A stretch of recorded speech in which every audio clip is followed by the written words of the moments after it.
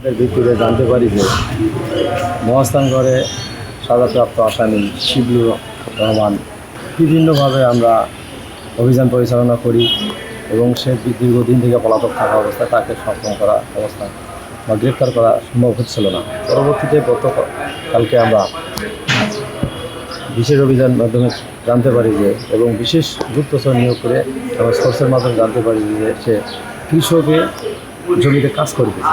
এই মুহূর্তে আমরা তাৎক্ষণিক অভিযান পরিচালনা করি এবং তাৎক্ষণিক মহাস্থানগড় জাদুঘরের সামনে আমরা অবস্থান করি।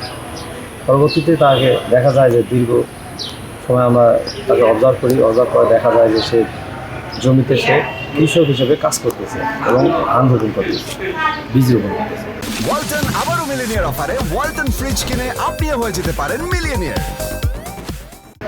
পরবর্তীতে আমরা অনেক চিন্তাধারা করি যে আসলে আমরা যেভাবে ছদ্মবেশে যাওয়া তাকে গ্রেপ্তার করা সম্ভব নয়।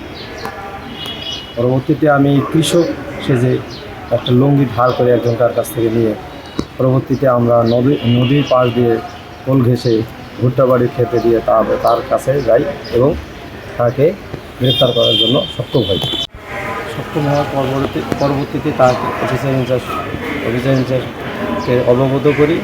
তাৎক্ষণিক আমরা সেই মুহূর্তে থানায় নিয়ে এসে সুপর্দ করি। এটা হলো এনআইএ টাকার মামলা, শেখ ইসলামের যে জালিয়াতি, সেই জালিয়াতির মামলা।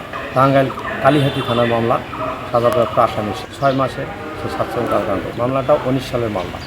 এসআই বজেন স্যারের নেতৃত্বে অভিযান পরিচালনা করি। আমরা টিমে 4 জন ছিলাম। ভাজা বড়া বিক্রি করতেছে, তার কাছে লুঙ্গিটা কিনে আমরা সহযোগিতা চাই। পরবর্তীতে তার বাসা থেকে লুঙ্গিটা এনে দেয় আমাকে।